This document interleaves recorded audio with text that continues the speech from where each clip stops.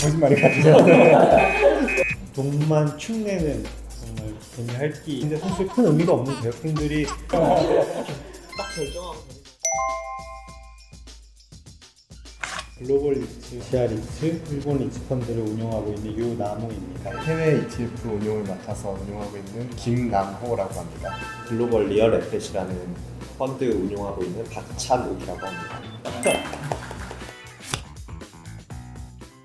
펀드도 종류가 되게 많은데 거기에다 뭘 담냐에 따라서 달라지는 것 같아요. 그 안에 들어가는 게 뭐 주식일 수도 있고 채권일 수도 있고 뭐 주식 채권을 섞을 수도 있고 그런 것들을 한마디로 싸서 운용을 한다라는 하나의 덩어리라고 좀 보시면 될 것 같습니다. 주식은 단일 메뉴를 먹고, 그리고 이제 펀드는 잘 버무려진 거를 먹는다. 쉽게 말하면 좀 하나의 종목에 사는 게 주식인데 펀드 내에는 여러 개의 종목들이 들어갈 수 있거든요. 그러니까 아무리 하나의 종목이 꼬꾸라져도 다른 애들이 만약에 올라가지고 이게 상세가 되면은, 그래서 보통 주식 투자를 할 때는 뭐 아니면 도 하시는 분들도 있고, 펀드는 일례로 이제 그런 경우가 상대적으로 덜 하죠. 좀 더 안정적으로 투자를 할 수 있는 상품이라고 보시면 됩니다. 그러니까 매니징 한다라는 게 이제 내가 식단 관리를 해주는 거잖아요. 결국에는 어떻게 이제 맛이 극대화되고, 뭐 계절별, 뭐 시장별, 경제 국면별 안정적으로 이렇게 만들어 주는 게 펀드 매니저가 바라는 길이라고 볼 수 있는 거예요.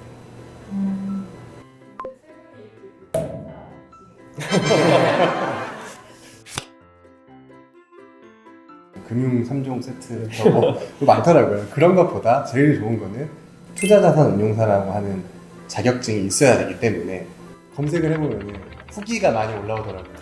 1주 만에 땄어요. 뭐 한 달 뭐 회사 다니면서 했어요. 다 거짓말이 같죠. 열심히 준비를 하셔야 딸 수 있는 시험인 것 같습니다. 한번 듣겠습니다. 저 같은 경우는 이제 부동산 투자자산 운용사, 자사운용 전문 인력, 외국한 전문 인력, 투자 분석, 증권 상담사 수료를 하면 되는 자격증. 개수를 세워보니까 6개인데 사실 큰 의미가 없는 자격증들이 되게 많은 것 같아요. 근데 이제 특이한 이력이긴 한데 아까 자격증 얘기가 나왔었을 때 저는 태권도 4단 그리고 외국에 볼 것 같아요. 실제로 축구를 하고 비유를 하는 축구장에서 실제로 공을 가지고 골을 만들어내려고 하는 사람이라고 볼 수 있을 것 같고요. 애널리스트는 어떤 식으로 전략을 짜가지고 어떻게 해라고 조언을 해주는 입장, 어떤 코치나 감독 같은 그런 서비스를 제공하는 입장이라고 보면 되지 않을까라고 생각을 합니다. 그러면 저희는 그 투자 목적에 맞게 운용을 해서 어떠한 종목을 사겠다. 트레이더라고 말씀하셨던 분들은 그러면 그거에 대해서 트레이딩을 해줄 수 있는, 체결을 시켜줄 수 있는 분들이 있고, 또 이제 보통은 알려져 있는 거는 오프라인에서는 은행이나 증권사의 PB들이나 지점에서 가입하는 케이스가 있고, 하지만은 펀드 매니저를 만나서 펀드를 가입하는 거는 그런 케이스는 거의 없다라고 보시면 될 것 같아요. 100억 정도 그 정도는 투자하시겠다고 이렇게 가야 찾아가야죠. 저희가 그뭐 부산행에서 나와가지고 맞습니다. 영화 부산행에서. 부산행에서 나와서 개미핥기라고 보는데 이제 남의 돈을 가지고 굴려서 이제 수수료를 받는데 수익률조차 안 좋다. 돈만 축내는 정말 개미핥기라고 이제 비유를 했는데, 그 금융 서비스를 이용하는 소비자, 투자자와 그다음에 이 자산을 가지고 운용하는 서비스 프로바이더 간의 이제 신뢰관계를 제도적으로 좀 구축하려고. 그리고 개미핥기에 대해서 저도 오해라고 말씀드릴 수 있는 게, 많이 벌었다고 해서 저희가 많이 더 가져가는 그런 똑같은 A랑 B랑 똑같은 펀드인데 1년 동안 10%의 수익을 냈는데 9%를 낼 거예요. 그럼 1%만큼 투자자들은 얘네들이 안 준 거야 라고 오해를 하시는 경우가 있더라고요. 그 말은 돈 번 거를 너네가 먹는 거잖아 라고 오해를 하시는데 저희는 받아가는 게 없거든요. 그런 부분에 있어서는 좀 오해가 있는 것 같다라는 생각이 되게 많이 했었어요. 소비자 입장에서는 꼭 한 가지 확인을 하시는 게 좋은 게, 여기에 총 보수가 얼마냐고 이제 펀드를 가입할 때 물어볼 수가 있어요. 여기에 운용 보수는 얼마예요? 판매 보수는 얼마예요? 판매 보수는 판매사가 가져가는 거고요. 운용 보수는 저희 운용사가 가져가는 수수료입니다. 그래서 사실 그 부분을 나눠서 보면 판매사가 더 가져가는지 운용사가 더 가져가는지 이런 것도 볼 수가 있으니까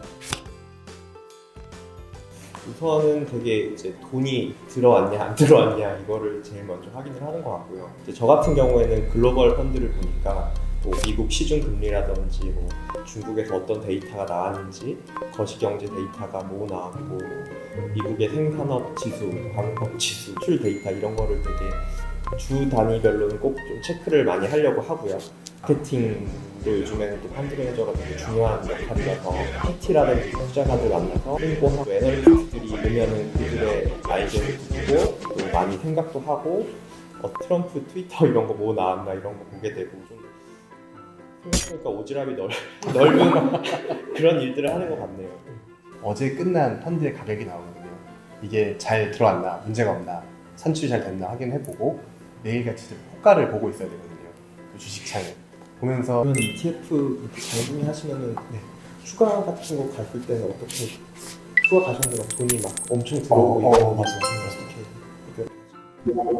어떻게 이거를 부문장님 보고 계시면 인수인계라든가 이런 거를 휴가 갈 때 좀 꼼꼼하게 해놓고 가긴 합니다. 계속 보게 되니까 네, 중독 정도 수준이 되는 것 같아요. 여러 유관 부서들이 다 같이 일을 합니다. 뭐 예를 들자면은 이게 하나의 상품이기 때문에 상품을 기획하고 상품을 전략을 짜는 그런 팀이 또 관여를 하고요. 매니저들이 이제 직접 또 참여를 해서 이런 상품이 어떻게 운용이 되어야 되는지 운용했을 경우에 뭐 예측되는 결과 뭐 수익률이나 예상 결과 백테스팅 이런 식으로 운용을 하는 게 좀 많이 적합한 것 같다라는 논의를 또 하고요. 또 이게 출시됐을 경우에 결국은 소비자 입장에서는 관심 없는 펀드 아니면 너무 난해해서 가입하기 어려운 펀드 뭐 이럴 수가 있잖아요. 시장 마케팅 부서들이 시장의 그런 상황들을 의견을 공유하고 결국 이제 출시를 하는 과정 속에서 리스크가 없는지 리스크 팀에서도 또 관여를 합니다. 그리고 또 이런 법적인 절차를 밟아서 이게 문제가 없는지 컴플라이언스라고 하죠. 내부 통제 시스템 통해서 관여를 하면서 여러 개의 부처들이 출시를 한다라고 보시면 될 것 같습니다. 영화나 드라마에서 너무 펀드 매니저들이 사기꾼이고 그런 식으로 많이 나온 것 같은데 실제로는 굉장히 도덕적인 경우가 오히려 더 많은 것 같고요. 어떻게 하면 이거를 합법적으로 올릴 수 있는가에 대해서 고민도 되게 많이 하고 그런데 되게 노력을 하는 사람들이라는 걸 좀 알아주셨으면 좋겠습니다. 제 위에 있는 선배분들이나 보면은 다들 더 많은 고민을 하고 펀드를 맡는 거에 대한 무게감에 대해서 되게 고민을 많이 하시더라고요. 그래서 펀드를 맡는 게 중요한 게 아니라 믿고 맡겨줄 수 있냐가 더 중요한 것 같아요. 제가 봤을 때는. 아닌가요? 그런 말 해주시죠. 펀드들이랑 대화해보면은 금융업이 S전자 뭐 여기에 밀리더라고요. 5억에서 9억 이런 거에 좀 더 포커스가 되어 있고 이쪽에서 좀 그렇죠. 예.